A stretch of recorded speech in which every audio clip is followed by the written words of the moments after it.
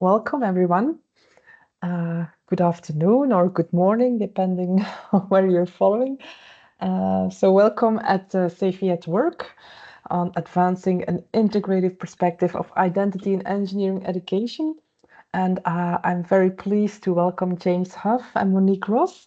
They will present today their research on identity in engineering education, as is also presented in the International Handbook of Engineering Education Research, Chapter 9, to be very specific here. um, they will take us in this session in an exploration of identity through different lenses and how these perspectives appear in engineering education literature. James and Monique will also share how identity research can promote well-being, justice, and equity in engineering culture, something that they both work on and we all value very much. So this webinar is the last one before summer, and it's offered to you by the SIG Attractiveness. And for those who do not know us, this special interest group is a dynamic platform providing space for students, educators, researchers, industry professionals, or any other interested parties to share ideas, strategies, best practices, and research to enhance the attractiveness of engineering and engineering education. And our SIG organizes several actions, such as this webinar. And to give you an idea, current projects are focusing on effectiveness of outreach and interventions with secondary education pupils. We're also conducting a comparative study of educational pathways into engineering, and there's also an expert study going on engineering core concepts used in secondary education, for example. So if you're interested, join us. Feel free to join the SIG. Maybe if you attend the SEFI conference, feel free to pass by or follow one of the workshops on the actions that we're working on, or contact us in any other way. But for now, let's dive into the topic of today. And James and Monique, I'm happy to give the word to you. Thank you so much, Sophie. Man, it is really thrilling to be here today. Monique and I are excited to join you. We spent a lot of time in collaboration on this chapter, and it's just a joy to have time just really for ourselves to get together and continue to talk about this and open this conversation up to a much broader audience of wonderful minds. Just a few notes on this webinar. This is being recorded and posted to YouTube, at least the presentation part is. We're going to make this reasonably interactive for a webinar, but we really intend for the back half to be very focused on discussion that will not be posted to YouTube. Also, I see maybe at least one AI bot taking notes. If you could disable any AI bots taking notes, that would be appreciated, just for the sake of content and privacy and things like that. But it's great to be here with you. And let's just go ahead and get started. So, hi, Monique. Hi, James. Hi. Monique is a podcast host for the Engineering Education Research Brief podcast, so I do feel a little intimidated being here in this presence with her. But let's get started with a little bit of a story. Can you tell us about your journey into identity research? Yeah, How did you absolutely. come into the space to even write this chapter? Yeah. So, I'll not give the long version of the story, but more the abbreviated version of the story, which is when I first started my journey on the PhD program in engineering education at Purdue. I knew that I wanted to understand a little bit better kind of what I was experiencing and seeing when I worked in industry. So after undergrad, I went and took a software engineering position, and I taught for a little bit and then went back to software engineering. But while I was there, somebody had said, hey, you should check out the engineering education PhD program at Purdue. And at the time I was like, oh, I don't want to get a PhD. I'm cool. I'm good where I'm at. And they said, well, they're doing this open house. It's completely free. In fact, they'll pay you to come to West Lafayette to kind of check it out. And while I was there, I realized that people were grappling with research questions that were things that I didn't even know I was grappling with, which was like, why I went to a really small liberal arts college for my engineering degree. And so I had no idea I was underrepresented in engineering, right? There were 3 people in my graduating class, you know, and another one was a woman, right? I didn't see when when your class is that small, you study together, you hang out together, you eat together, you do everything together. There wasn't any feelings of sort of like isolation. But when I went into industry, I realized that like it was me and one other Black woman that worked there, and there were 1,200 employees, right? And there were maybe a handful of women that were there. And so it turns out that I was sort of like subconsciously grappling with like, why do I not see people that look like me? Or we would go on these big recruiting troop trips and we would bring in a lot of women and people of color. And then within 2 years, they would leave, and they weren't just leaving the company or the area, they were leaving engineering. And I didn't quite understand why. Why would you work so hard to get through a 4-year degree in engineering and then decide when you get to the pot of gold at the end of the rainbow that you were no longer interested? Yeah. And so when I got to Purdue, I realized that people were also grappling with participation. What does it look like? What are the demographics looks like in engineering? What are those experiences? And so I knew I wanted to study Black women in engineering industry context because that was where I was grappling with those questions, but I didn't know how, right? And there were so many theoretical options and opportunities to explore it.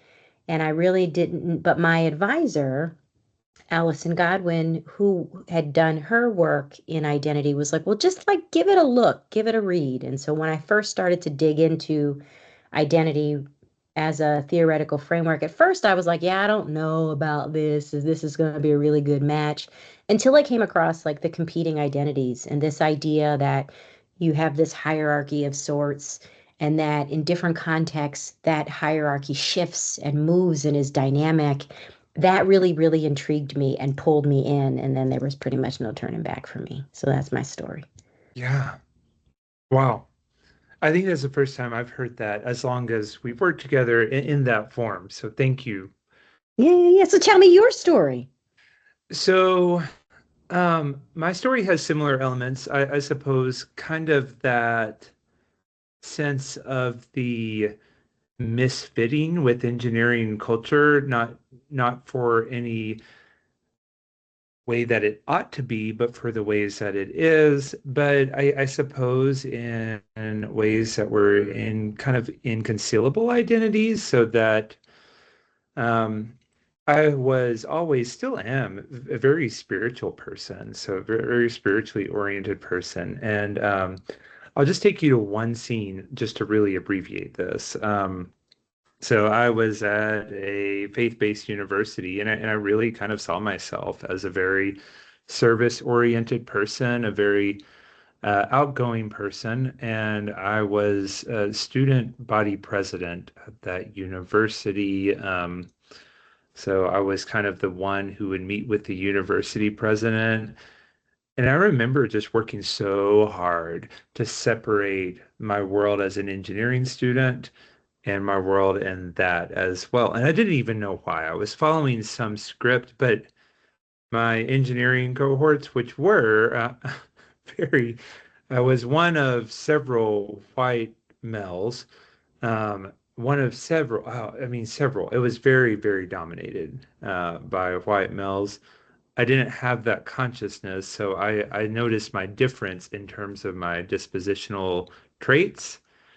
Um, but I would often get flack for being in that role, like you're not serious enough to be here. And I would stay up till 3 in the morning, just about every night, sometimes many, many all-nighters, because I would do all of my engineering work at night. I was living a life like Bruce Wayne and Batman. But it was in this engineering space. And so it was a very split identity.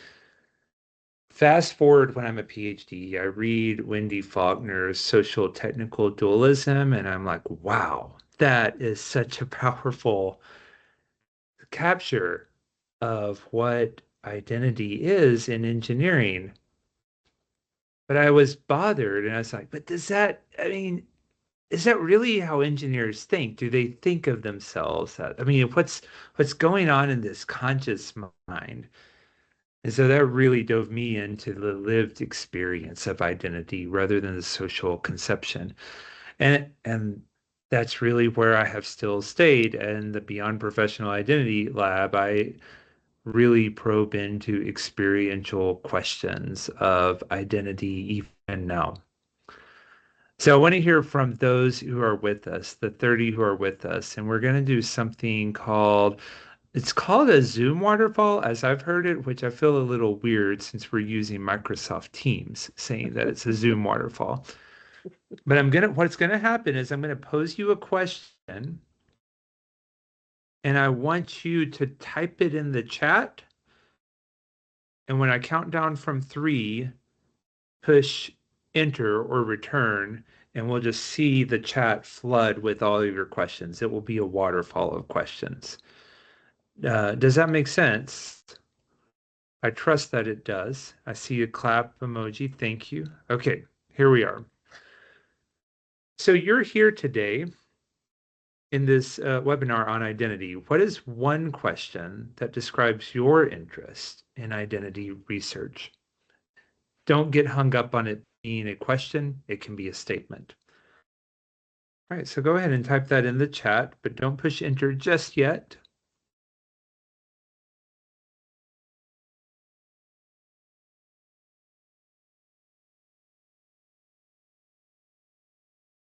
Give a solid 30 more seconds.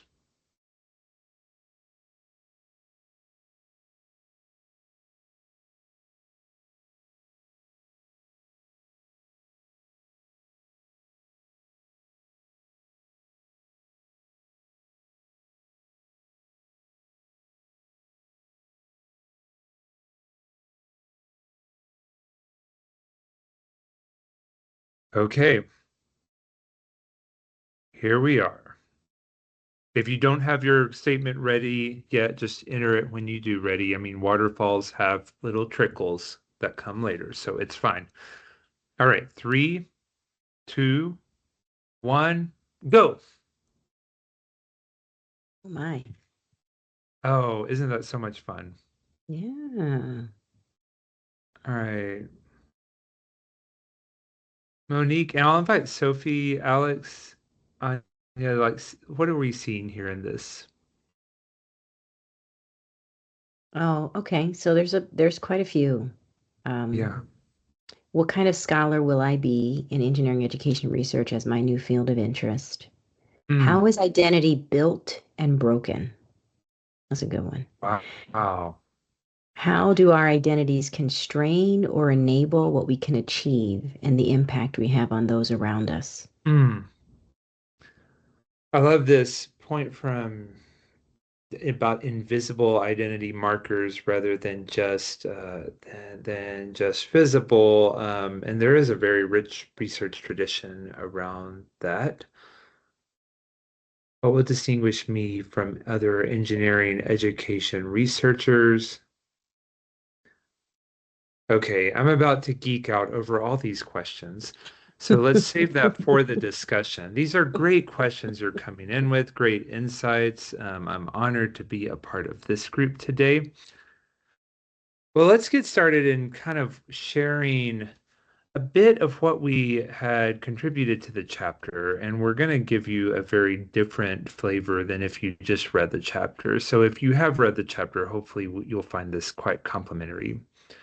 But to start with, for the purpose of this presentation, we're going to really lean into the generic term identity as involving people's explicit or implicit responses to the question, who are you?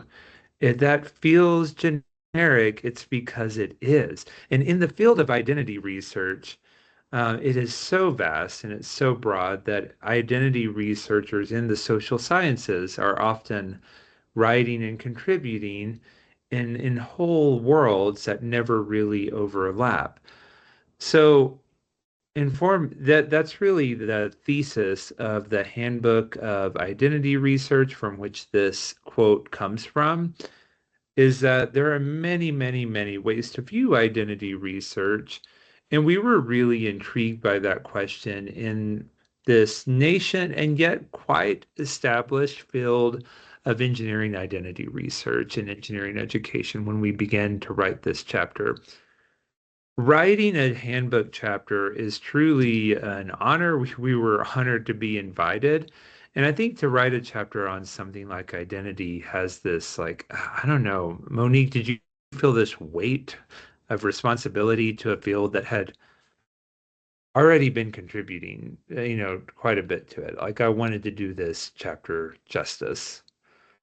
Um, I mean, yeah, I and would agree. I would agree. I feel like because you're trying to represent the field in a lot of ways, so you want to make yeah, sure that you're including, all those who have contributed to the field in ways that shape the field, right? Rather than just because and I think we'll get to that part, but like one of the things that I enjoyed most about the chapter was this sort of call to continue that conversation. And I felt like this was the beginning in a lot of ways yes, of that yes. conversation.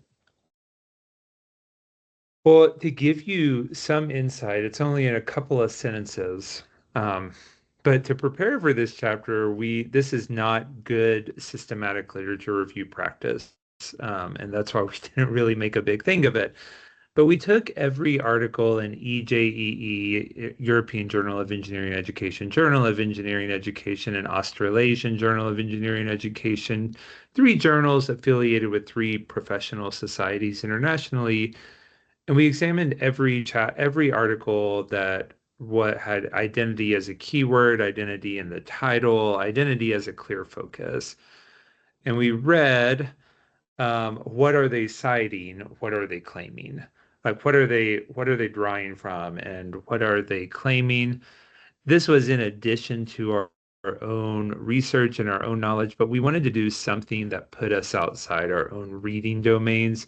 And as you can see, the field of identity has exploded. I mean, can y'all, if you want to give me an emoji of like shock, that was how I felt when I saw this.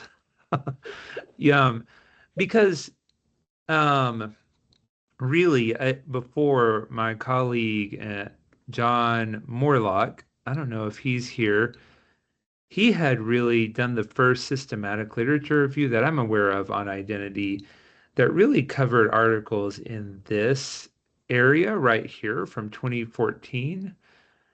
And then there had been some other systematic reviews really covered these next few as well, from my colleague and friend Sarah Rodriguez, and then there have been some handbook chapters.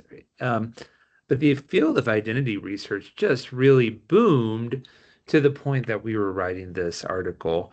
And what we were really seeing is we were going from kind of this one-off interest to a coherent field, or something that could be a coherent field.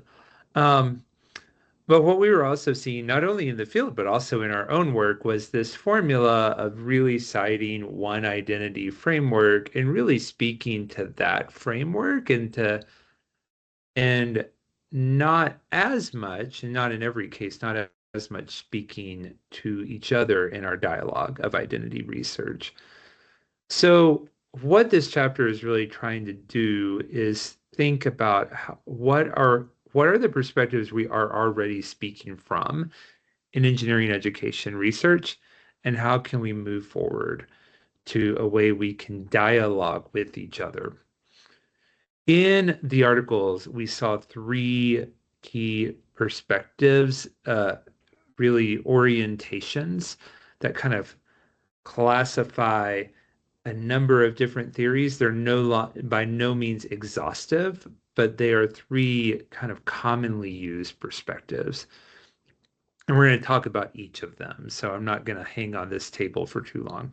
Personal, dealing with it. You can't see my italics Microsoft undid all my lovely formatting that I did on my MacBook. So my apologies for that. But just hear me say this. When we're talking about personal, we're saying, who am I as an engineer or as just someone who happens to be an engineer? In a social identity perspective, we're looking at individuals grappling with this question, who am I as an engineer? So we're really interested in the fit between an individual and this group of what it means to be an engineer, and social identities really give us a useful framing for that. In sociocultural framing, who are we or who are they in the case of those who feel quite distant from engineering as engineers? So, how are sociocultural contexts created that create an identity into themselves? So, we'll dive right into that. And I want to start with personal identity. The formatting did preserve on this slide. Good. So, who am I as an engineer? In a personal identity perspective, we're really drawing back to the work of Erik Erikson. Was a really fundamental psychologist in the mid 20th century that studied under Freud, took a major departure in his contributions from Freud, but he is really known for 8 psychosocial stages of development and really framed identity as this life project that would happen in adolescence. You would rarely see Erik Erikson cited directly in engineering identity, in engineering education research sometimes. What you often see are people who have built their own contributions of identity, such as possible selves with Oysterman. Um, you see Marcia's identity statuses come up. You see narrative identity from Dan McAdams and colleagues come up in research. And these are all Ericksonian perspectives that really are focused on the individual has this life project of identity. And that's really what they're trying to do in this pathway. The engineering education research you see has to do with several ways of looking at this. So when you want to understand identity as something that develops, a personal identity framework is a good way to go because it's already a little baked into the way of thinking of what happens when someone is grappling with this question. When we want to see how engineers are motivated to consider like what they could possibly be, um, that's you see that work citing things that ultimately trace their roots to a personal identity framework. And when you want to see identity as something that's holistic and that is not just about engineering, but as individuals who happen to be in engineering programs and individuals happen to go into engineering work, this is a really useful framework. And why would we want to do that? We're going to talk about that when we get to the the takeaway points on that. Monique, you really brought me into social identity research. Can you tell us about social identity? Yeah. And so I kind of alluded to before that like when I first came to identity, I read a lot, right? I read a lot of the different perspectives trying to really make sense of what I thought was a really good fit for the population that I was trying to look at. And one of the things that really resonated with me and really had a good alignment with the population was social identity, which was this idea that it's not just in a lot of ways just internal, right? We move away from just the I, but we look at the I in relation to the role of engineering as an identity. So it being an engineer has its own role in I guess in space in the world, right? As we engage with each other. And so how do I fit or don't with that role? And so it takes that personal part, but it also puts it in relation to others. And it draws largely from scholars like Tajvel and Turner and Stetson Burke that talk about this idea of like in group and out group, and how there's this comparison that happens between who I am and this thing that I aspire to. It also brings in the elements of things like norms and values, and then you start to look at alignment, and in a lot of ways that competitive triangle I was talking about, that hierarchy that happens with your identity, has a lot to do with um, how you see yourself in relation to others. And one of the examples I typically give in that regard is like, as a Black woman engineer, right? If I'm in a space where it's the Society of Women Engineer, for instance, so it's all women, it might be that my identity as a Black person becomes more salient to me. It's the thing that is most sort of prominent that I see, because that's the thing that's different. That's the thing that makes me sort of part of the out group. Or if I'm at the National Society of Black Engineers, it might be mostly men in the room. So being a woman might be the most, dominant thing. But there's always sort of this comparison that sort of shifts this hierarchy from place to place to place, as far as your identity is concerned. And so because of that, it causes, and for some, not for everybody, but for some, it causes tension, right? You start to look at, in a lot of ways, depending on the space and the people. Like I mentioned, in my small little liberal arts college, right, there was so few of us. I didn't have a lot of that happening. We were all engineers, we were all in that space, but there wasn't any dominant, I would argue, um, presence that made that hierarchy shift. But then when I moved into industry, I did. And so, like I said, and then in talking to the women in my study, right, this was something that was very clearly articulated in the conversations. And so, again, thinking about, and so this also has been expanded, right? You have the leading scholars in it more broadly, identity, but then when you start to move into engineering education, you started to have, scholars like my advisor, who drew from Carlone and Johnson in STEM education, where they started to come up with these subconstructs. And you start to see a little bit of shift, because like those subconstructs of like interest, that's more internal. Performance and competence, you start to lose a little bit of that agency there. I mean, certainly it's your Yeah. performance, but that is based on some grade you get or some type of feedback loop that you're getting from something sort of outside of you. And then recognition, which is definitely like, are other people seeing me as in the in group or Yeah. the out group, right? So you start to see a little bit of that evolution. And so that is a little bit, how social identity is defined and conceptualized. Yeah.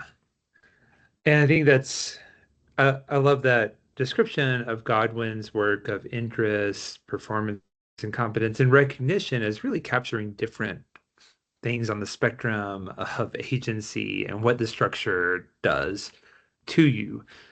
And speaking of structure, I see in the chat, really one of the first pieces of writing on identity we had is from Karen Tonso, who approached this work as an anthropologist. And we also had other scholars in STS who took a very anthropological take on identity, really come up with this question before a lot of the field was asking it on who are we as engineers. And sociocultural engineer perspectives are really going to be focused on that question. It's going to be about what is the culture, the context constraining us? What is it? How does how does it in and of itself draw people in? I think of the special interest group that we're in now of attractiveness, and that's kind of putting the verb of attract on the context. And it's a really critical question to ask. And I think it's really important that we always ask that question. We always ask all these questions, but especially the question of what are we doing to create the identity space of identities that are, in quotes, accepted, and those that are marginalized, because then we can ask questions of what the structure can do. So much more to say.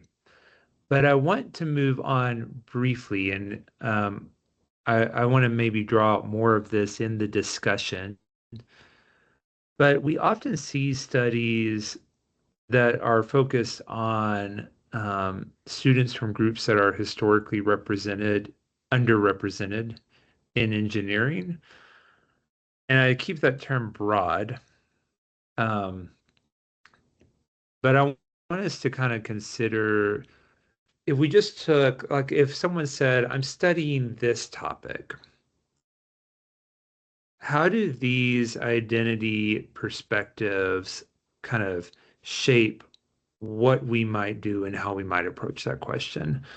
So, Monique, I think social identity perspective is the most pronounced perspective that we see in engineering education research. So, let's start with that one. And you and I can be really brief on this so we can get to the discussion. But briefly, what would a social identity perspective orient a researcher how would that orient a researcher to think about this topic? I mean, I think in a lot of ways it gets to, there was a movement there for a period of time, which I hope will continue. I know with the shifting landscape and such, sometimes it interrupts, but this idea of not just focusing on the person, not to say that their lived experiences are not important, but and a lot of times, sometimes it can get lost that it takes place in this social context, right? And that the social identity and the sociocultural identity bring that context into bear, and in a lot of ways can hold those contexts accountable, right? When you only look explicitly sort of at the individual without that context, you lose that, I think, opportunity, we'll say, to hold the broader, like engineering discipline, the culture, the climate, all of those things accountable to their influence impact on that individual in their identity development. Yeah. So it's almost like a way of taking into view both the person and the system. And by looking at that fit, we hold the system accountable and off we also recognize the agency of the person. So, as someone who just about any research that I tend to lead tends to be squarely from a personal identity perspective, and I can maybe give voice into that. So, I think if we really dive into the agency, we can understand that people who are historically underrepresented are much more than people who are historically underrepresented in engineering, that they have really complex choices, that they have important choices, they have important ways of being in the space, and they have important ways of making the space something that is unique and something that is powerful and different, um, and push on the space itself. So lived experience, when we only view lived experience in terms of academic performances, it's a pretty bleak and depressing type of study, to just see how people are academically performing as an experience. But when we think of the whole way of being in the space, whether it's school or work, it can lead to really enriching and important results that help us get a picture of the culture through the back door, through the lens of personal experience, and help us offer guidance on mental health, things that are very much in here type of project that individuals go through. So I'm curious, what is the case? What about a sociocultural perspective? I mean, I give it the same sort of, I don't want to say benefit, but I'll say added piece again is that accountability to the broader culture, right? It's beyond the person. It's more about what does engineering, but the person within the context of that, right? And so I think again, I think they look at different things, right? I mean, I think Yeah. you sort of alluded to it. Even methodologically, it's different, right? Anthropology, you know, looks at people within a thing, right? And so the types of questions that it answers, and I think that would be the caveat I would give to the folks in the webinar is like, what do you want to know most about, right? I think really should drive, because I do think all three of these perspectives can be used to explore engineering and engineering identity for underrepresented groups and for, all kinds of different people. But I think, what do you really want to know about? Do you want to know more about people's mental state and, how they cope in a lot of ways, right, in these different environments? Or are you more interested in how they perceive themselves in relation to others? Or are you more interested in how, like, the environment or the culture of engineering has an impact or influence on that identity? So I think what kinds of questions you want to answer really will influence which one of these perspectives might be best aligned, or other perspectives might be best aligned with the type of research you want to do. Yeah, that's a great way of summarizing it and really bringing into light something that seems like topically one type of study can actually take a lot of different fascinating directions.